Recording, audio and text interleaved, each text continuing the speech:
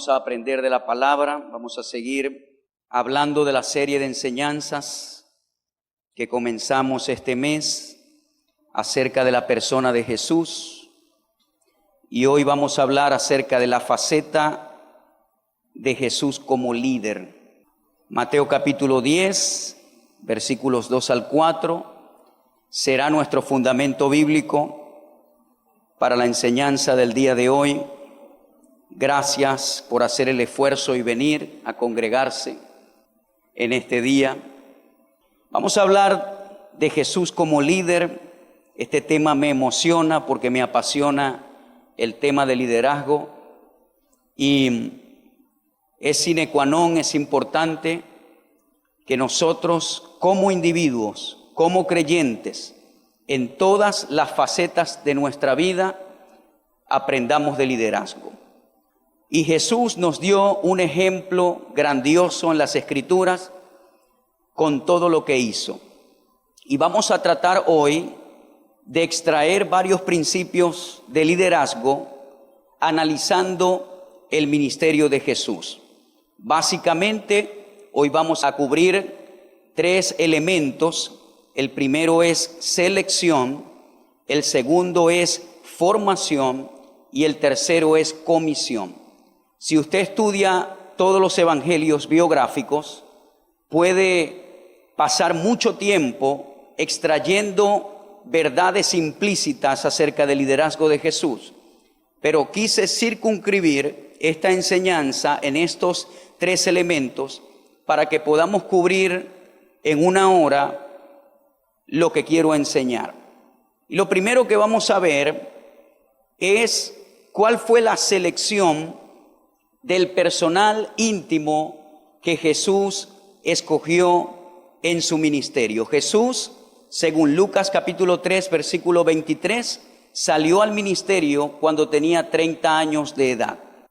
Ya a esa edad, un sacerdote, alguien de la tribu de Leví, que estaba llamado al sacerdocio, podía ejercer en el templo cuando tenía 30 años de edad. Y no es casualidad que Jesús, al ser bautizado por Juan en el río Jordán, tenía esta edad y salió a su ministerio. Pero una de las primeras cosas que hizo Jesús fue escoger a sus 12 discípulos. Y en Mateo capítulo 10, versículos 2 al 4, habla de quiénes fueron estos 12 discípulos.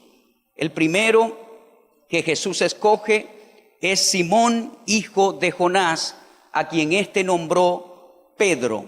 Simón, hijo de Jonás. También escogió a Santiago, el que se llama el mayor, porque era uno de los hijos de Zebedeo, llamados Boanerge o hijos del trueno. También el Señor escogió a Andrés, hermano de Pedro. En el mismo momento que escoge a Pedro, Andrés, su hermano, está con él en la barca y lo llama también con el mismo Pedro, su hermano Andrés. Ahora, él no solamente llama a Andrés, sino que también llama a Juan, el menor de los 12, hijo de Zebedeo. Eran 2, o en las Escrituras vemos a 4 discípulos que son llamados de manera sistemática, que son Pedro y Andrés, que están en la barca, y luego Jacobo o Santiago, el mayor, y Juan, que estaban trabajando con su papá. Dice que estaban trabajando en las redes, y al ver a Jesús, Jesús les dice: dejen sus redes y síganme. Y ellos dejaron el trabajo de la pesca y siguieron a Jesucristo. Allí vemos a 4 discípulos que el Señor, de manera sistemática en los evangelios, aparece que Él llamó. Luego tenemos a Felipe, que era de Betsaida. Se dice que Pedro era de esta misma región de Betsaida. Bartolomé, llamado también Natanael de Caná. Tomás, también llamado Dídimo o el mellizo. Mateo, el publicano o recaudador de impuestos, llamado también Leví en otros pasajes bíblicos. Santiago el menor, también conocido como el hijo de Alfeo, Judas Tadeo, hermano de Santiago el menor, y Simón el celote. Se dice que este era un revolucionario. Los celotes pertenecían a un partido político en el tiempo de Jesús que era revolucionario y querían tomar el gobierno o querían derrocar al gobierno del Imperio Romano por las fuerzas. Judas Iscariote, se dice que Judas, de todos los discípulos, era el único que era de Judea. Los demás eran de la provincia de Galilea. Es curioso que aquel que traicionó al maestro era el único que no pertenecía a la región donde Jesucristo se crió, sino que pertenecía a otra región, a la región de Judea. Podemos ver acá que el Señor selecciona a 12 discípulos, 12 hombres, la mayoría de ellos dedicados a la pesca, es decir, no eran profesionales y no tenían una educación como muchos que vivían en la parte de Judea y en Jerusalén, sino que el Señor se enfoca en esta parte de Galilea y escoge a la mayoría de sus discípulos. Ahora, de estos 12, el Señor tiene un círculo de confianza. De estos 12, en varias escrituras relata que el Señor Jesús toma a 3 de sus discípulos, quienes son Pedro, Jacobo y Juan. Jacobo y Juan son los hijos de Zebedeo. Hay varias escrituras, por ejemplo, cuando Jesús entra a resucitar a la hija de Jairo, dice que no se llevó a todos los discípulos con él, sino que tomó solamente a Pedro, a Jacobo y a Juan, y entró con la madre y el padre, con Jairo y su mamá, entraron a la habitación. También en el monte de la transfiguración, cuando Jesús se transfigura, solamente lo ve transfigurado Pedro, Jacobo y Juan.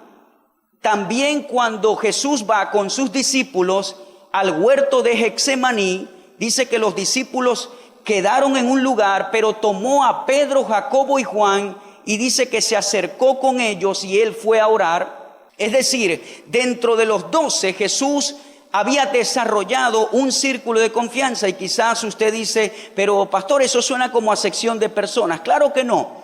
Cuando usted estudia liderazgo, esto es normal.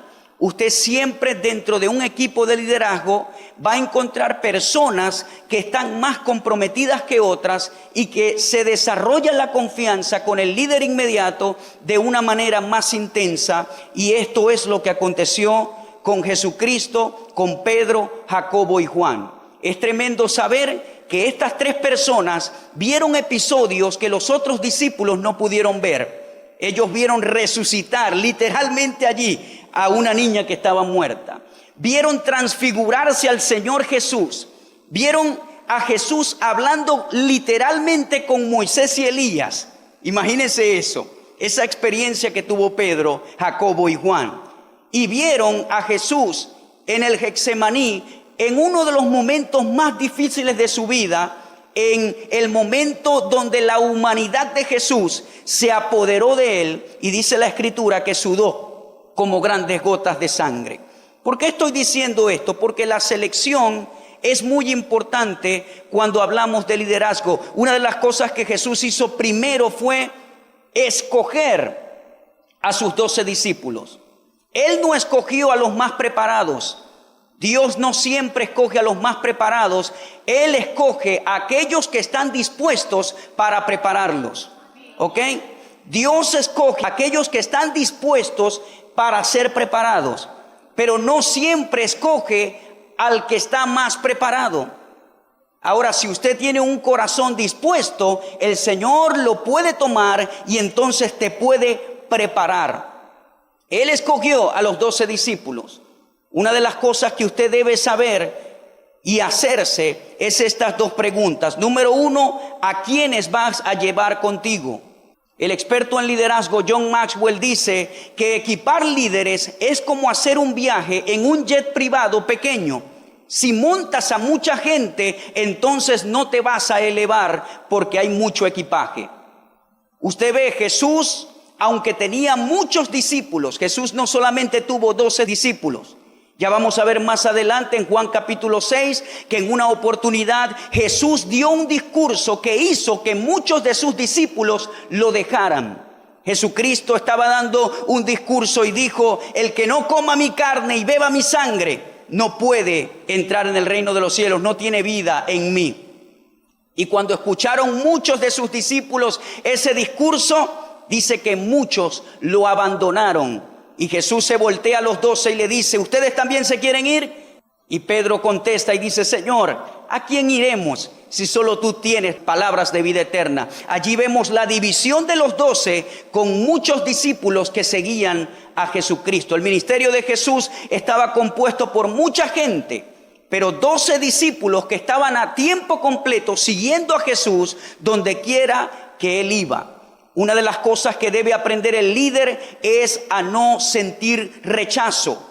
Un líder de Dios y cualquier líder en cualquier organización debe estar vacunado en contra del rechazo. Jesús estaba vacunado en contra del rechazo. En esa oportunidad muchos lo dejaron. Dice, muchos discípulos dejaron a Jesús.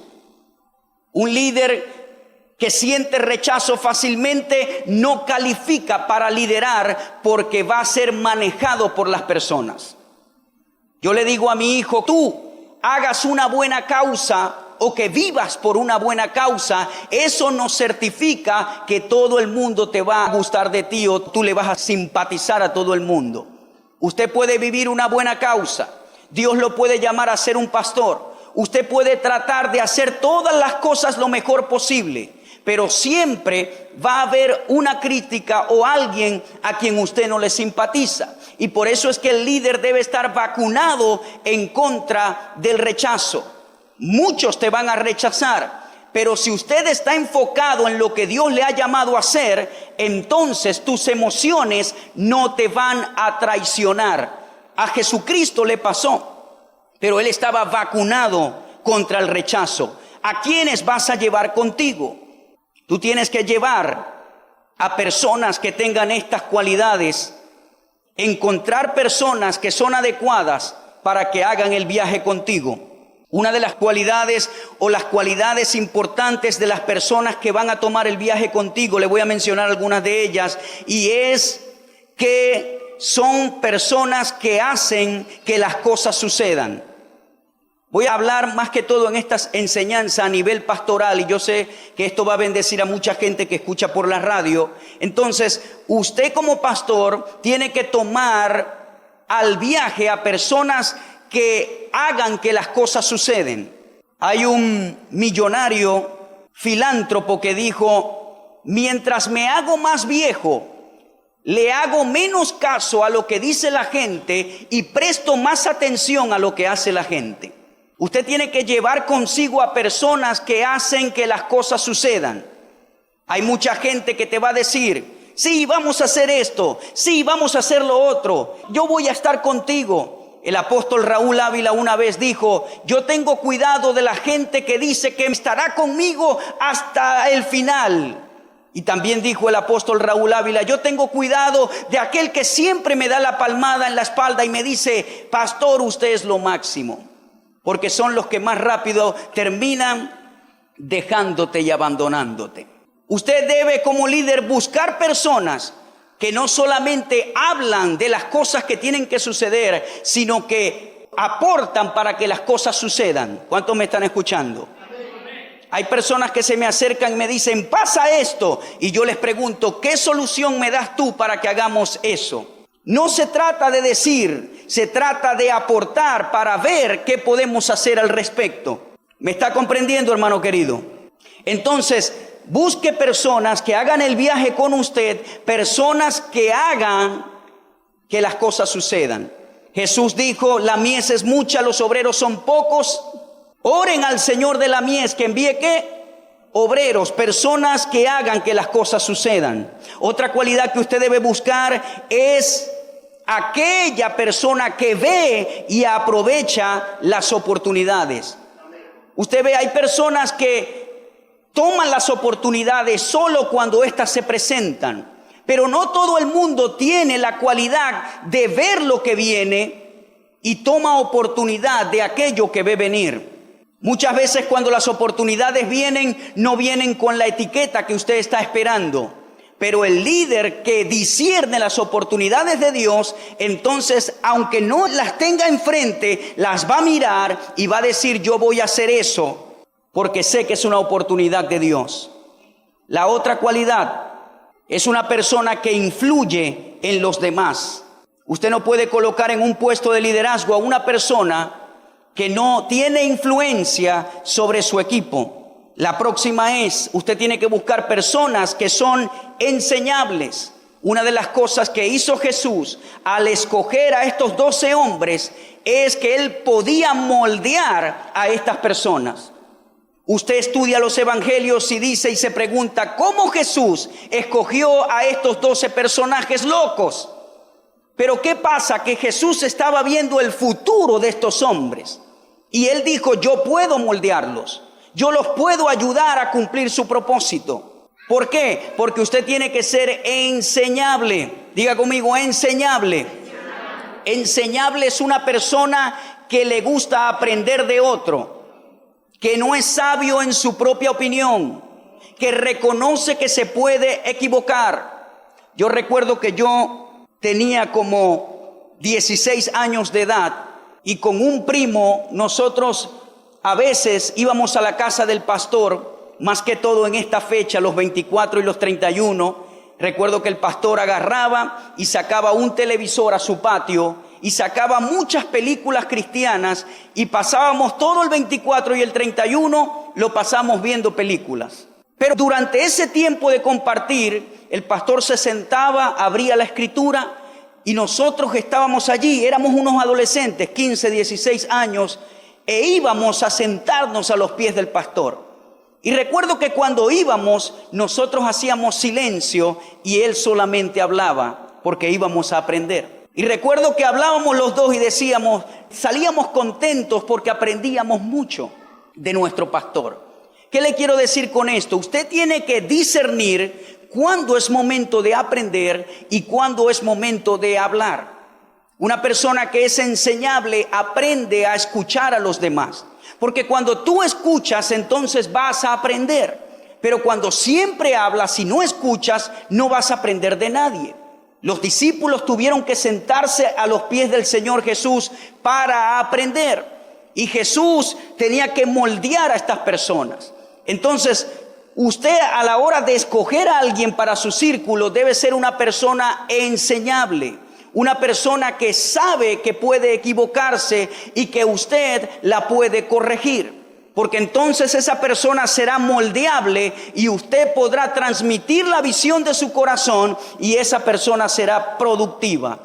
Por último, para salir de este punto, usted debe buscar a una persona con la cualidad de lealtad. La fidelidad no es igual que la lealtad. ¿Qué es una persona fiel? Una persona fiel es aquella que se le dice a las 6 de la tarde, yo quiero que tú estés aquí.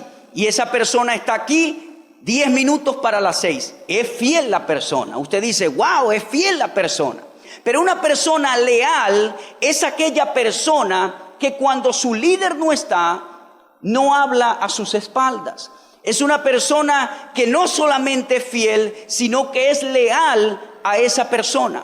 Que cuando ve un defecto, entonces no deja que sus emociones lo traicionen para hablar en contra de esa persona. Y la cualidad de lealtad es muy, pero muy importante. Una persona que es leal es aquella que cuando Dios te prospera, se alegra contigo.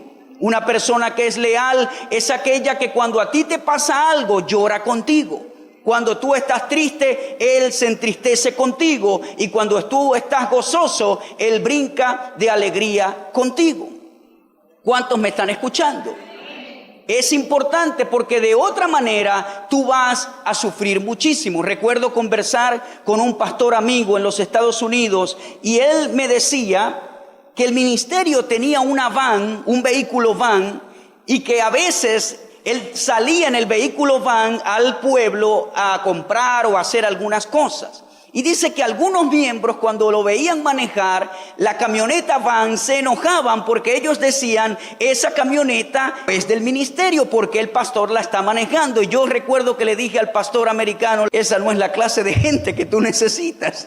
Necesitas gente que si el pastor está manejando la van, usted se quede quieto y tranquilo y diga, gracias a Dios que el pastor puede solucionar. La lealtad es muy importante, y aunque usted vea todos los defectos de los discípulos, Jesús escogió personas con estas cualidades, excepto Judas Iscariote, a quien el enemigo logró engañar y logró traicionar al final a nuestro Señor Jesucristo. Entonces vemos la selección.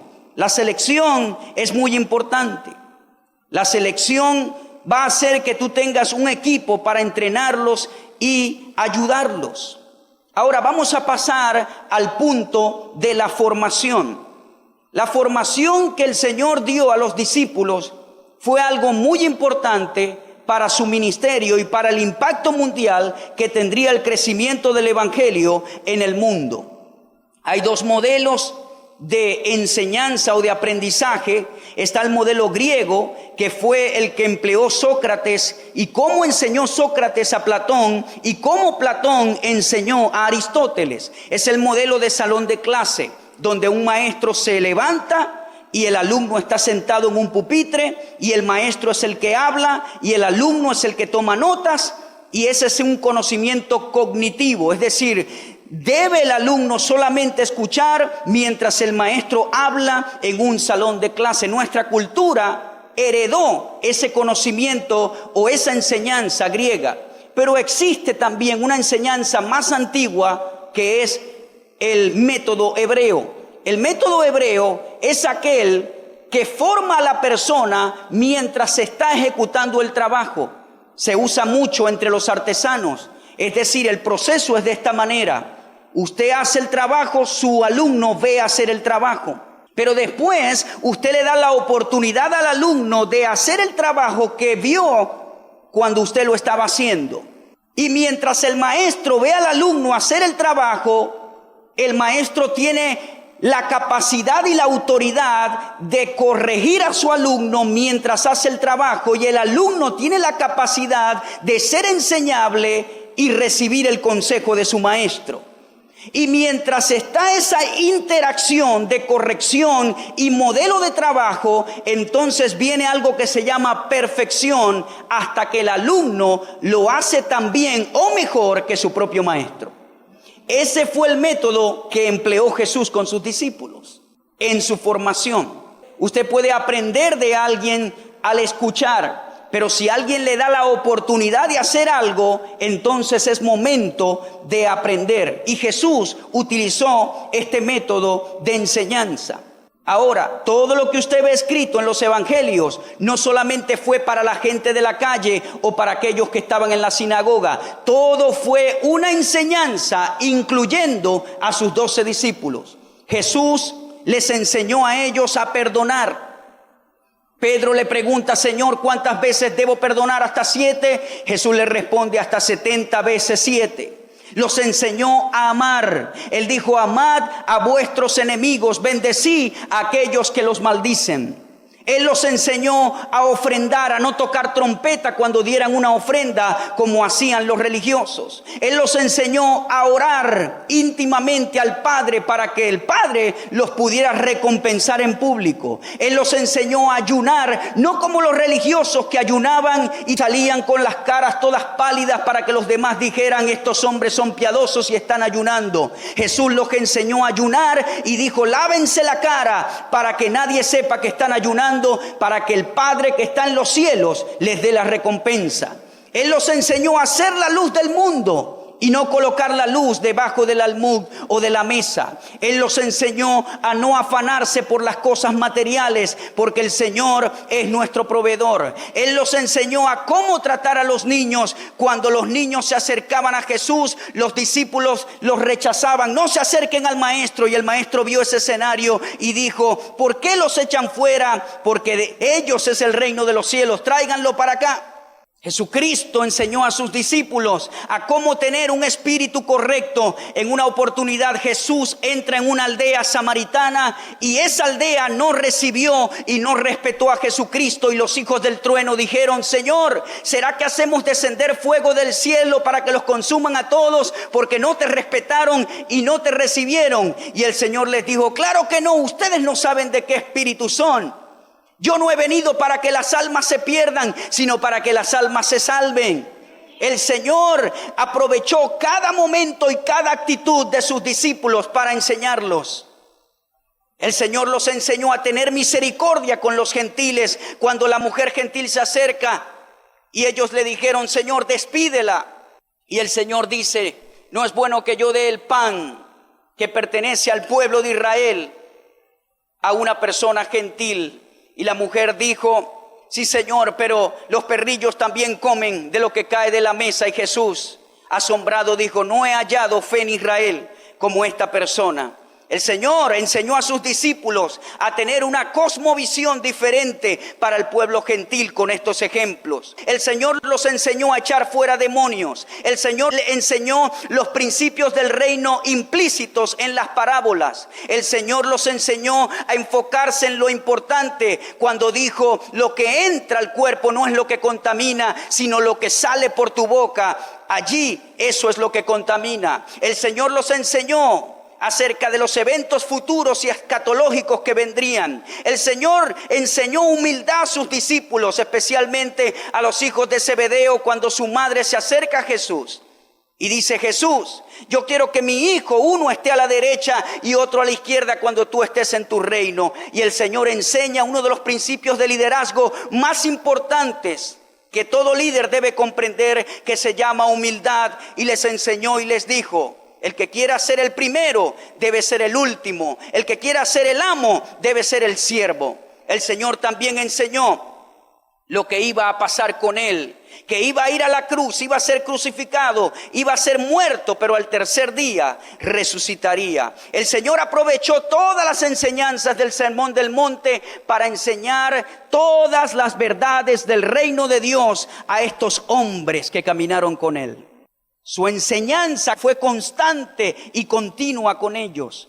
El líder debe invertir tiempo para su gente y enseñarle. Y el líder debe establecer un vínculo con su discípulo, que cuando el discípulo se equivoca, entonces el líder tiene el permiso para poder corregirle, porque solo así usted podrá aprender. ¿Cuántos me escuchan? El Señor les enseñó.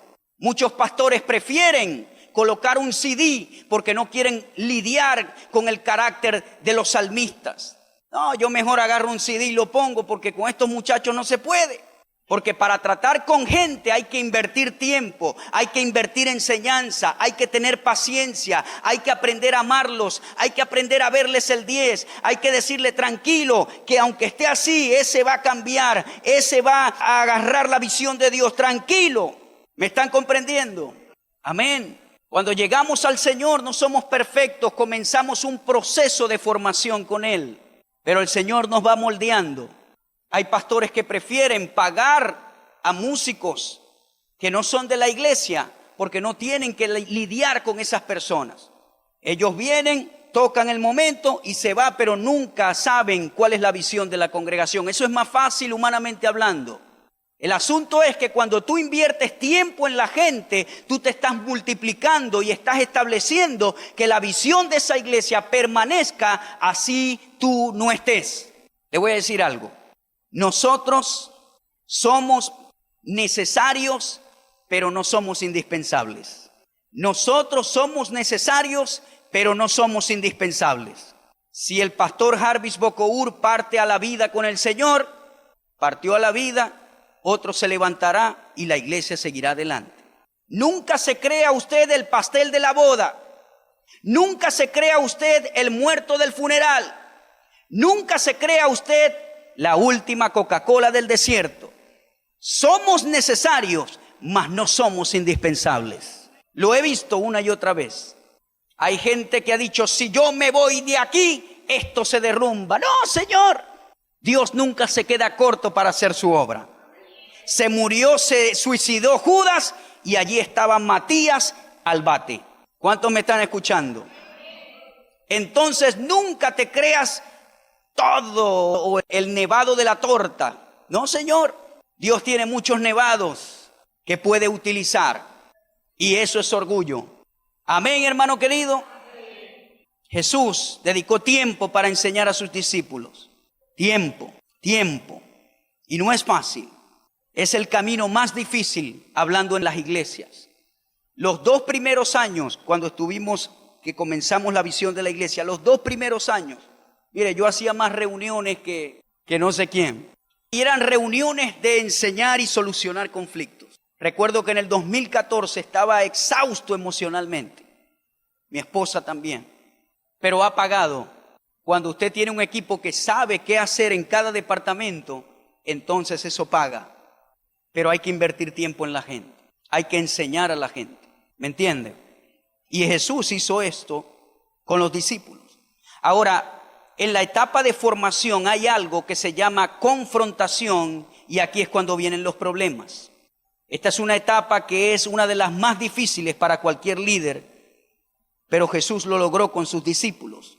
En Mateo 15:16 vemos que Jesús dice: también vosotros sois aún sin entendimiento, porque él estaba explicando que el pueblo o la gente que estaba allí honraban a Dios de labios, mas su corazón estaba lejos del Señor. Y explicó: no lo que entra en la boca contamina al hombre, mas lo que sale de la boca esto contamina. Y Pedro dijo: explícanos esta parábola. Y Jesús le dijo: también vosotros sois aún sin entendimiento. En Mateo 16:8-12 dice: y entendiéndolo Jesús les dijo: ¿por qué pensáis dentro de vosotros, hombre de poca fe, que no tenéis pan? ¿No entendéis aún, ni os acordáis de los 5 panes entre 5,000 hombres y cuántas cestas recogisteis?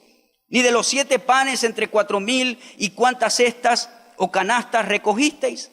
¿Cómo es que no entendéis que no fue por el pan que os dije que os guardarais de la levadura de los fariseos y de los saduceos? El Señor estaba hablando de la hipocresía de los religiosos y ellos no entendían.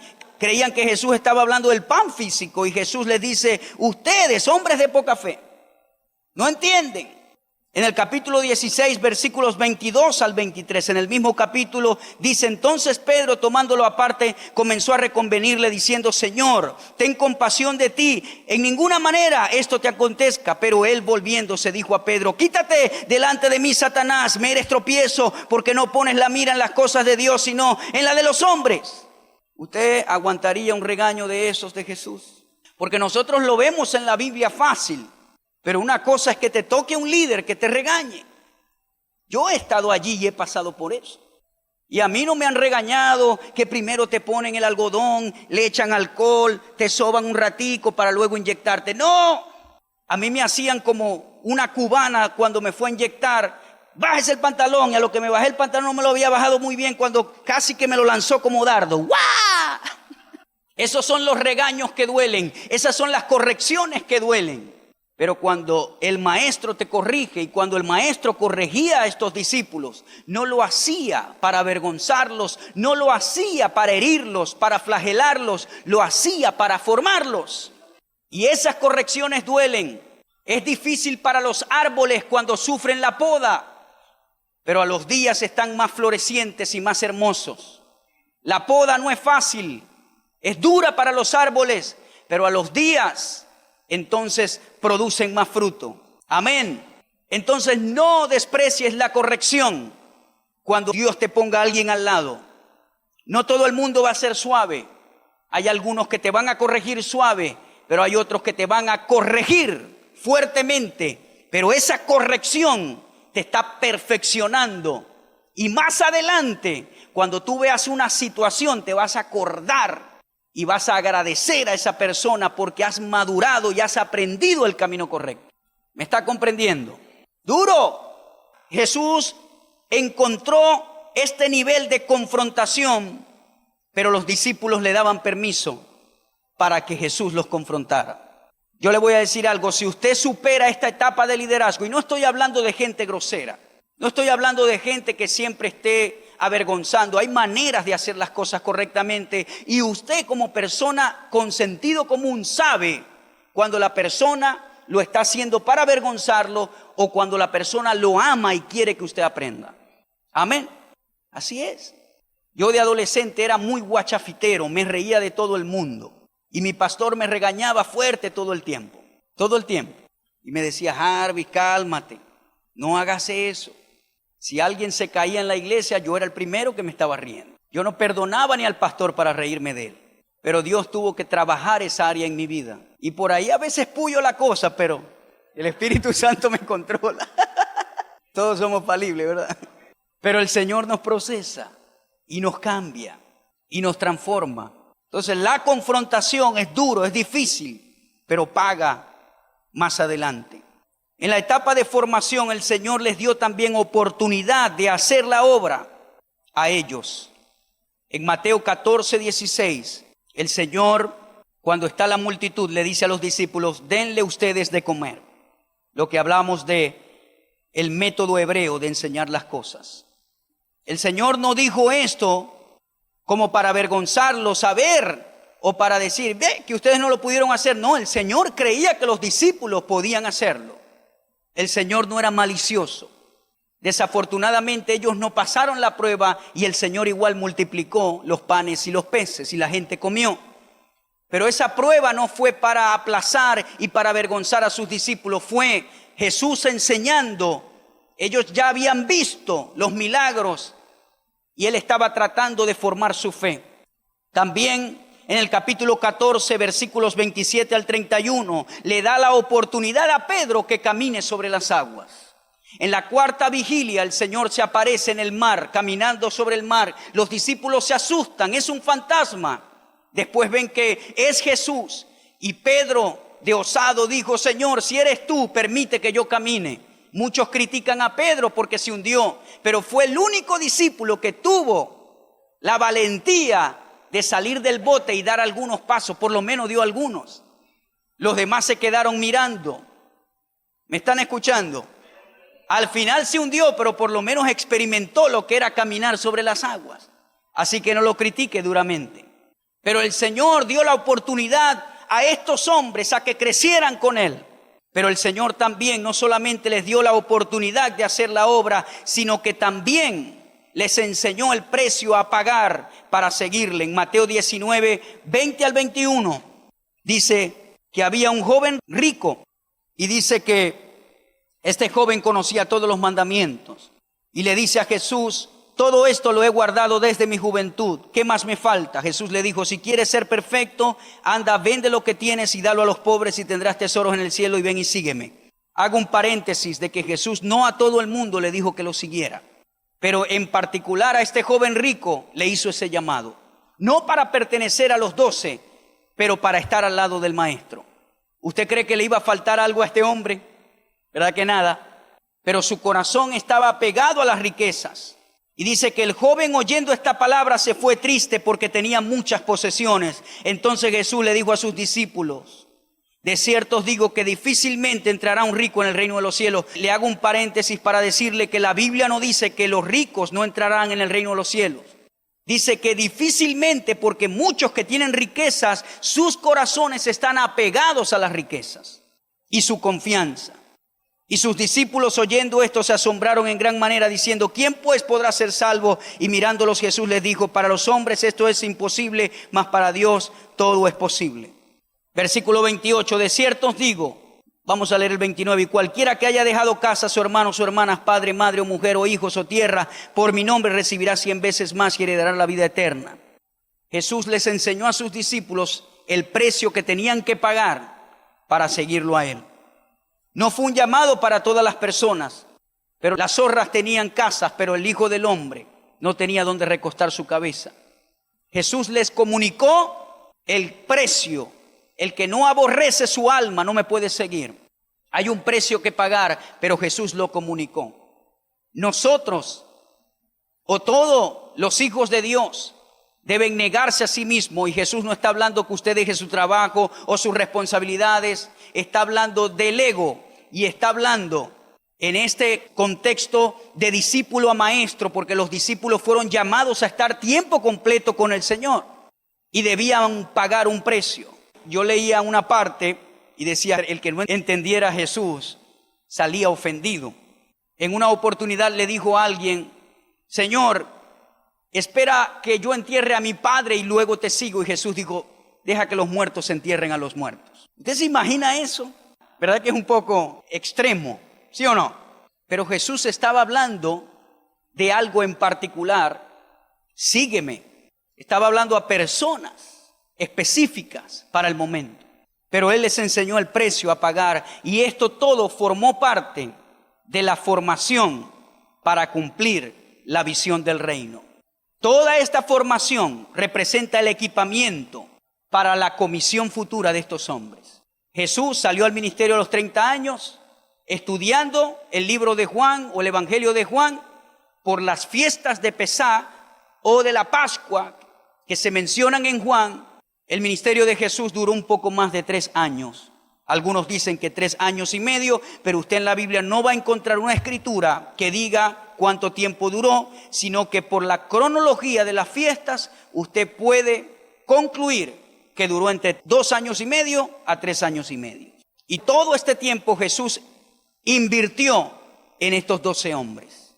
Él no desaprovechó ninguna oportunidad. Él modeló para ellos, los corrigió, los confrontó, los enseñaba a cualquier momento, pero con una razón, y es porque Él los tenía que comisionar. Usted forma a la gente para comisionarlo. Los líderes que son inseguros no comisionan a nadie. Los líderes que tienen problemas de inseguridad, ¿me entiende? Esto no es una competencia. Esto no tiene que ver con tu ego o no se trata de ti. Se trata de formar para hacer la obra de Dios, equipar y para que la gente haga la comisión. Yo he conocido iglesias grandes que el pastor se muere y se forma un problemón en ese lugar y nadie reconoce quién es el pastor, quién quedó, nadie. Le pasó a una iglesia famosa en los Estados Unidos conocida como la Catedral de Cristal. ¿Por qué? Porque no se formó a nadie por inseguridad. Yo soy solo el que predico, porque dígame si coloco a otro y entonces me da una puñalada por la espalda, o dígame si el otro tiene más unción y la gente lo sigue. ¡Ey! Si tiene más unción, gloria a Dios. John Maxwell dice, el nivel más alto de liderazgo es cuando el líder ve que su discípulo hace cosas mayores y se alegra. Y Jesús dijo, ustedes van a hacer cosas mayores porque yo me voy. Ustedes se quedan aquí y van a ver cosas mayores que yo, porque yo voy al Padre. Ahora Jesús dio un principio y dijo, el discípulo no será mayor que su Señor. Pero ahí Jesús no está diciendo que no haría cosas mayores. Está diciendo nunca es mayor, porque el discípulo por siempre estará agradecido de su maestro, por eso. Pero no es que no hará cosas mayores. Entonces la inseguridad mata el potencial en la gente. ¿Me está entendiendo, hermano? Lo que más yo deseo es que si Dios me dice, Jarvis, te necesito en otra parte, he invertido tiempo para que esto siga funcionando como debe de funcionar. Porque la codependencia y la independencia de alguien mata el futuro de una iglesia. Si no está el pastor, no viene nadie, porque no está el pastor. ¿Usted ha conocido eso? Y el pastor por allá se alegra. Ay, no fue nadie porque yo no estoy. Sí, soy bueno, ¿verdad? Orgulloso. Pero cuando yo me voy, que las cosas funcionan bien y aún mejor que yo digo, gracias Señor. Miles Monroe dice, tú no sabes que eres un líder efectivo hasta que tienes que salir de tu iglesia. Si las cosas funcionan bien o mejor que tú, entonces eres un buen líder. Si todo se vuelve un chichero cuando te vas, eres un mal líder. ¿Me está entendiendo? La inseguridad, el ego, la incapacidad para distinguir las semillas en otras personas.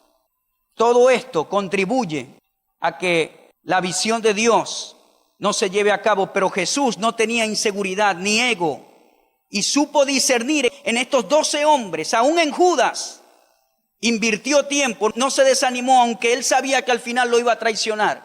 Y cuando lo traicionó, que lo fueron a buscar en el monte de los Olivos, le dijo amigo ese día a Judas. No le dijo traicionero, le dijo con un beso traicionas al Hijo del Hombre, amigo. Le dijo amigo hasta el último momento. Jesús amaba a Judas Iscariote como a los demás discípulos. Y muchos estudian la vida y el ministerio de Jesús y creen que Jesús fue un fracasado, pero claro que no.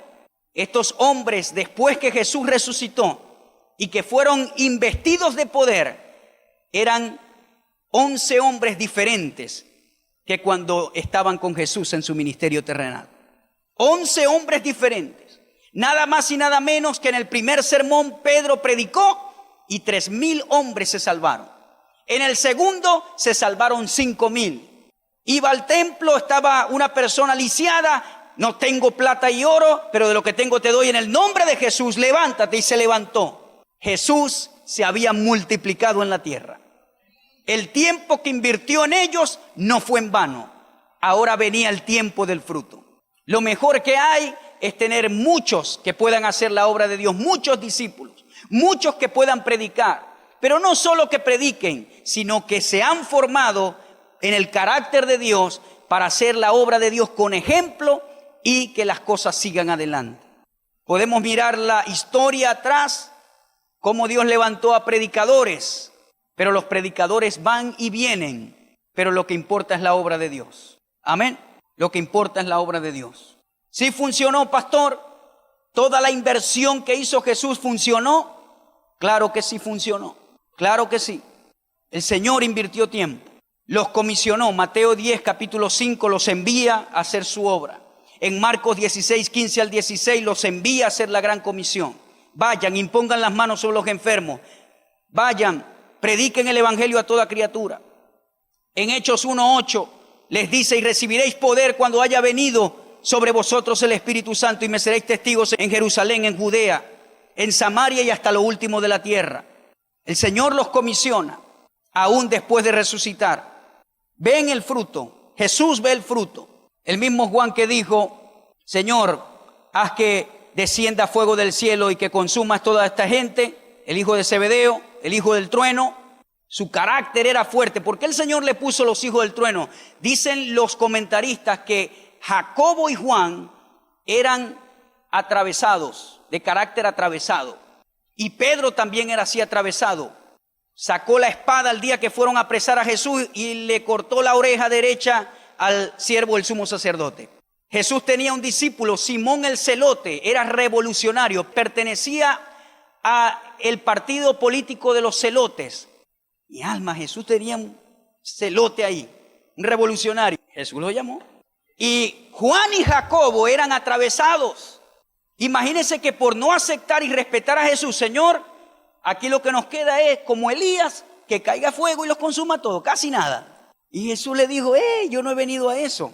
Pero el mismo Juan que dijo eso, por allá usted lee: amados hijitos, amaos los unos a los otros.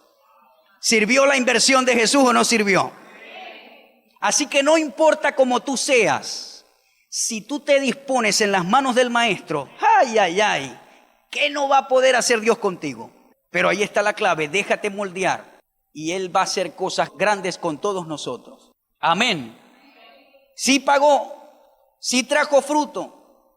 Esta gente dio tanto fruto y estaba tan dispuesto y tan vendidos al Señor que todos excepto Juan, hijo de Zebedeo, murieron por la causa del evangelio.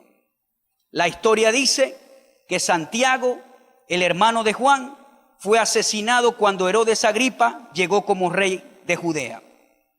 El primer martirio, Jacobo, lo va a encontrar en la Biblia como Jacobo, en el libro de los Hechos. Mateo estaba predicando en Etiopía cuando fue martirizado con una alabarda. Felipe fue encarcelado y después crucificado. Santiago el menor fue golpeado y apedreado hasta la muerte. Andrés fue arrestado y crucificado mientras predicaba en Grecia. Matías fue apedreado y luego decapitado. Tomás fue asesinado con una lanza mientras estaba en un viaje misionero en India.